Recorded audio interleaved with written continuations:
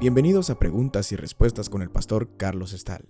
Este es un podcast de Iglesia Vida Cristiana. Puedes participar enviando tus preguntas al correo preguntasbiblicas@vidacristiana.org.gt. Esta pregunta tiene que ver con una historia tremenda que encontramos en la Biblia, en el libro de los Jueces, en el capítulo 19. En realidad, la historia abarca del capítulo 19 al capítulo 21 de los Jueces. Leo el comentario y la pregunta. Varias veces he leído esta historia y hoy que la leo nuevamente quisiera que me explicara el propósito por el cual el Señor la dejó en su palabra. Entiendo que se muestra mucho la perversión del ser humano, como ya se ha aprendido, pero debe tener otra aplicación que estoy seguro no logro ver. Bueno, esa es la pregunta y el comentario. Y estoy de acuerdo. Es una de esas historias tan extrañas, tan, diríamos, negativas que hay en la palabra de Dios, en realidad horrenda. Tiene que haber una razón por la que la historia está aquí. La Biblia nos dice que toda la Escritura es inspirada por Dios y útil para enseñar, para redarguir, para enseñar, redarguir, corregir e instruir en justicia, a fin que el hombre de Dios sea perfecto, enteramente preparado para toda buena obra. Así es que obviamente hay una utilidad práctica y hay una lección moral para nosotros acá en esta historia. Realmente la historia revela, refleja de manera clara la perversión, la corrupción que hay en el corazón humano, pero lo que podemos hacer es comentar algunos de los puntos principales de dicha historia y encontrar un poquito más de sustancia acá para poder nosotros recibir una lección moral. Y es la historia de cuando un levita que moraba en el monte de Efraín tomó para sí mujer, una concubina de Belén de Judá, y la concubina le fue infiel. Y el levita se fue detrás de la concubina, ella se regresó a casa de su padre y el levita se fue detrás, porque la amaba y le rogó, quería hacerla volver a casa. Así es que bueno, aquí vemos la misericordia, ¿verdad?, de levita que por amor estuvo dispuesto a perdonar. Y ya lo dice la Escritura, el amor cubrirá todas las faltas.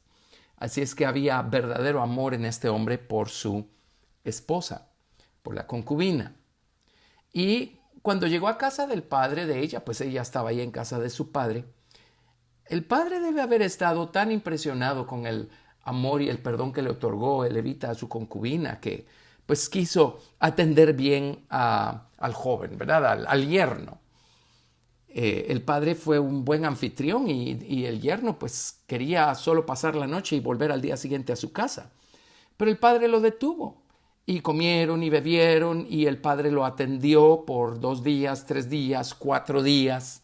El cuarto día dijo, nos vamos de regreso a mi casa. El padre de ella le dijo, no te vayas todavía.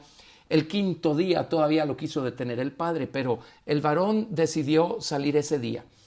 Cuando salieron ya era tarde y recordemos que todas esas jornadas se hacían a pie o, por supuesto, con asnos, ¿verdad? Así es que el hombre ya no quiso pasar esa quinta noche en la casa de su suegro y salieron bastante de noche y llegaron hasta enfrente de Jebús. Jebús es Jerusalén. En esos días la ciudad de Jerusalén todavía estaba en manos de los jebuseos.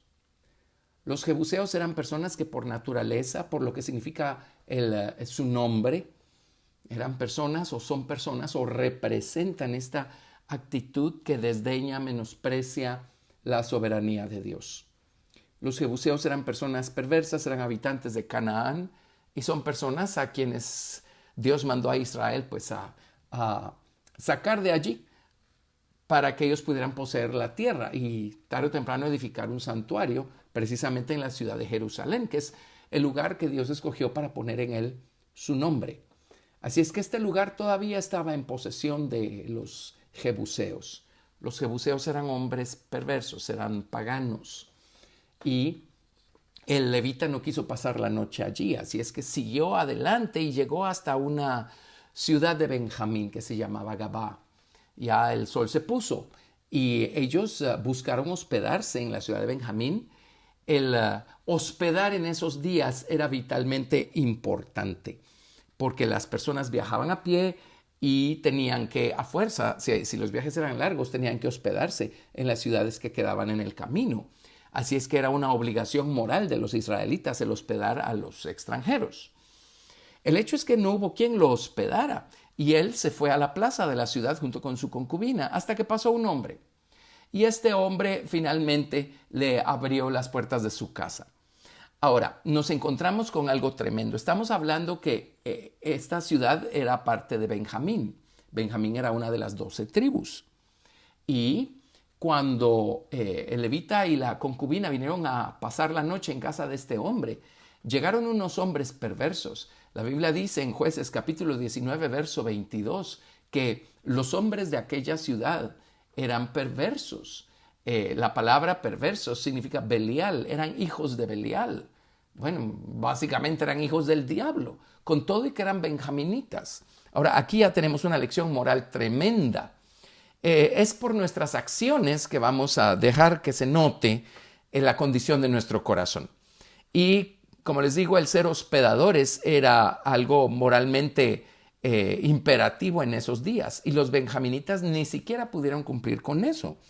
Eran parte de la nación de Israel, eran una de las 12 tribus. Junto con Judá son las 2 tribus cuya nación más adelante fue Jerusalén y que se quedaron adorando a Dios en su templo, ahí en Jerusalén, más tarde, pues cuando fue edificado el templo. Pero la lección que tenemos acá es que el título que tengamos no va a cambiar nuestra naturaleza. Y el título ni siquiera nos va a dar una naturaleza determinada. La naturaleza es el corazón, el estado del corazón, y se va a reflejar en nuestras acciones, en nuestras obras. Naturaleza es la esencia de algo o de alguien, y en esencia los habitantes de esta ciudad, benjaminitas y todo lo que quieran, y una de las 12 tribus de Israel y todo lo que sea, personas con el testimonio de Dios y la palabra de Dios, y personas herederos o descendientes de los patriarcas, personas herederas de los pactos que Dios hizo con el pueblo de Israel, pero eran hombres perversos. Así es que no nos engañemos. Hay personas que creen que por la acción de visitar una iglesia ya todo está bien entre ellos y Dios. Y la acción de visitar una iglesia no puede transformar el corazón, no puede transformar la naturaleza de nadie. Necesitamos que Jesús nos redima y necesitamos que Él entre al corazón y que Él nos convierta y nos transforme para entonces poder ver un cambio en nuestras obras. Nuestras obras nos delatan.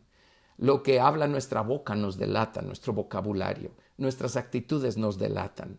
Lo que hacemos, lo que hablamos, eso es lo que somos. Así es que los benjaminitas eran hijos de Belial, según Jueces 19, verso 22. Y se habían corrompido de tal manera. Ahora, esta es la razón por la que Dios le dijo a Israel que destruyeran a los habitantes de la tierra de Canaán. Dios ama a todo el mundo, pero los habitantes de la tierra de Canaán, estas 10 naciones, luego se mencionan como 7 naciones, incluyendo a los jebuseos, estas naciones se corrompieron a tal grado, a tal extremo, que en el libro de Deuteronomio Dios le dijo a Israel, mira, ten cuidado, no hagas alianza con estas naciones. La razón por la que yo las estoy destruyendo es porque ya la tierra está vomitando a sus moradores del grado de perversión y de corrupción que practican y que tienen. Así es que eran hombres perversos. Y cuando vieron que el hombre y su concubina entraron a la casa de quien los hospedó, fueron a la casa y le hablaron al dueño de la casa y le dijeron, saca al hombre que ha entrado en tu casa para que lo conozcamos. En otras palabras, queremos tener relaciones sexuales con ese hombre.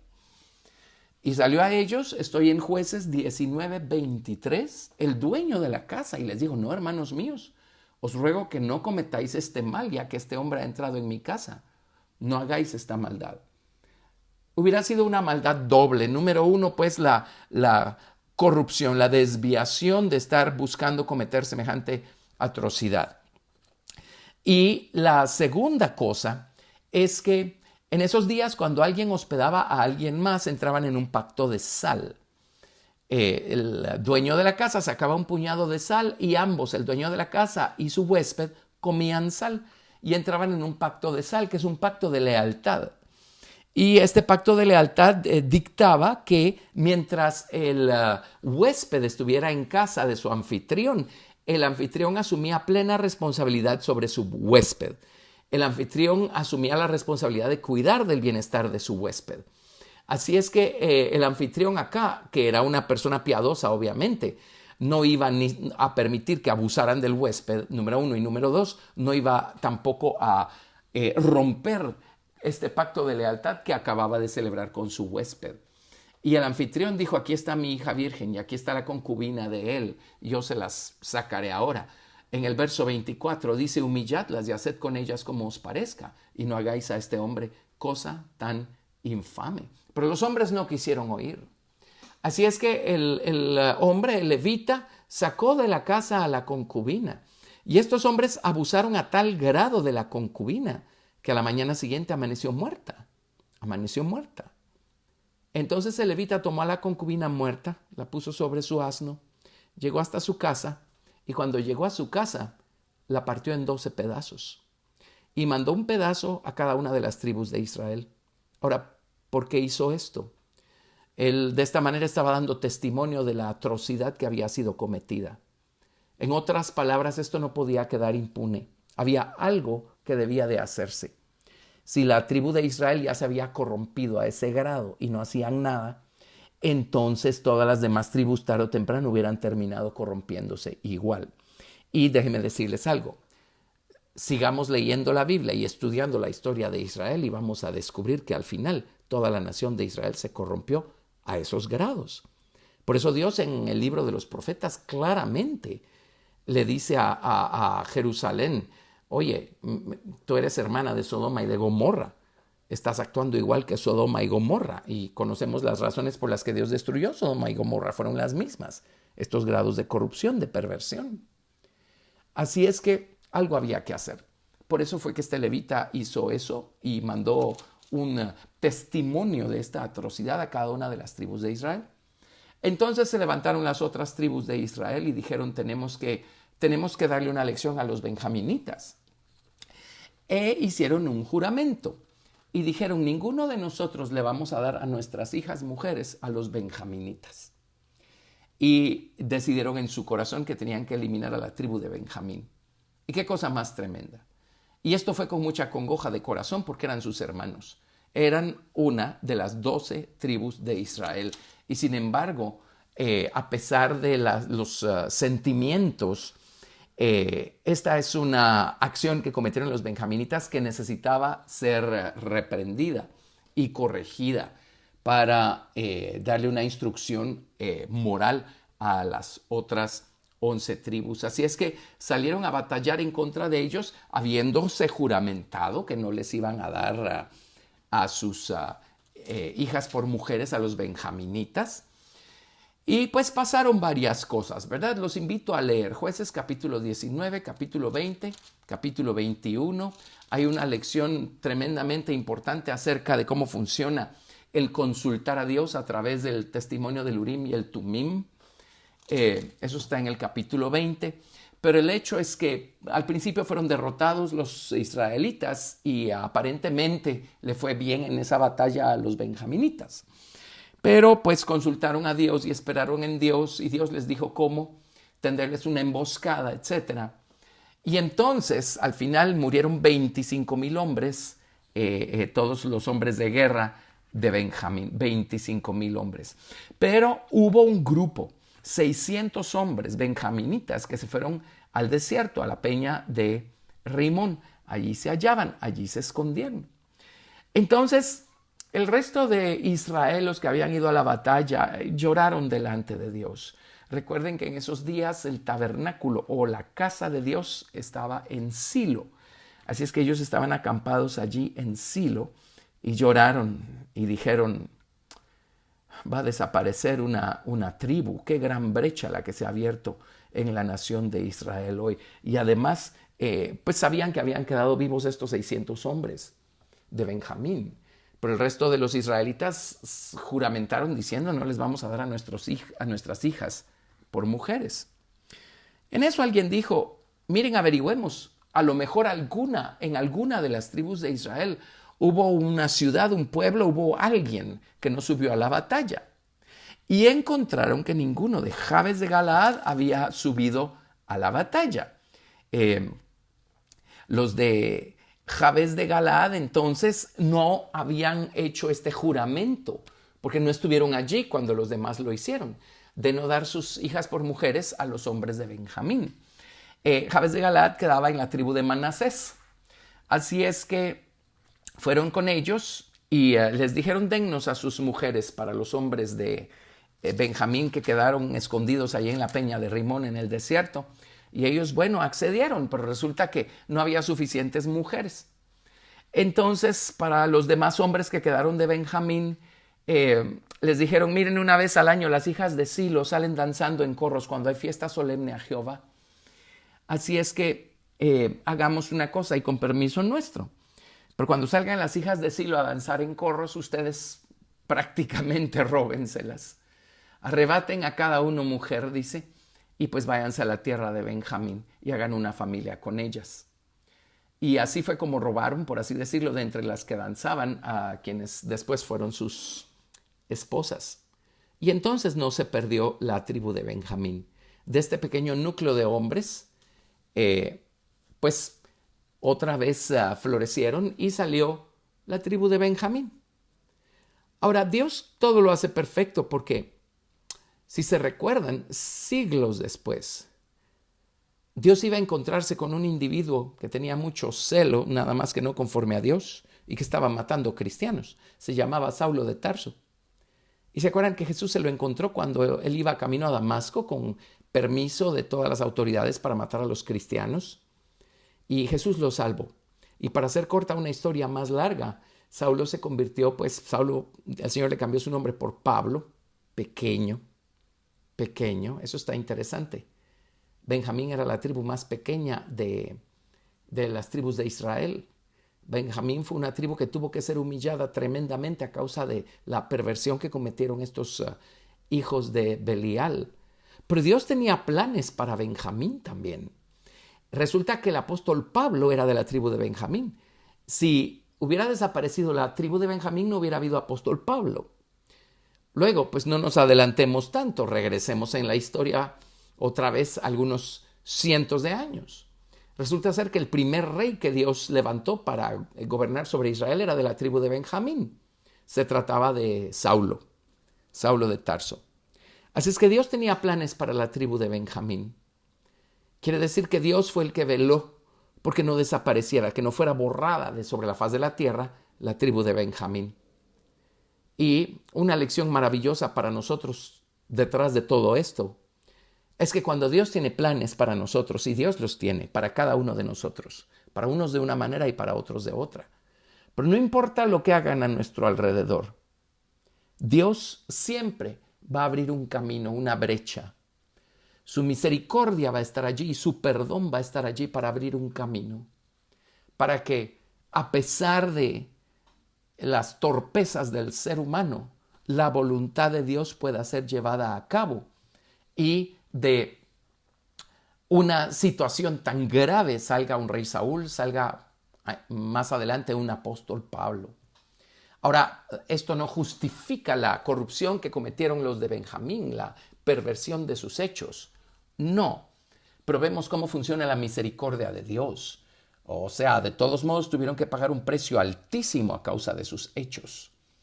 Pero el Señor no está buscando destruirnos, el Señor está buscando corregirnos. El Señor no busca, recordemos, estamos hablando del pueblo de Dios, estamos hablando de las tribus de Israel, literalmente haciendo referencia a la historia. En nuestro caso estamos hablando de hijos de Dios, creyentes, cristianos.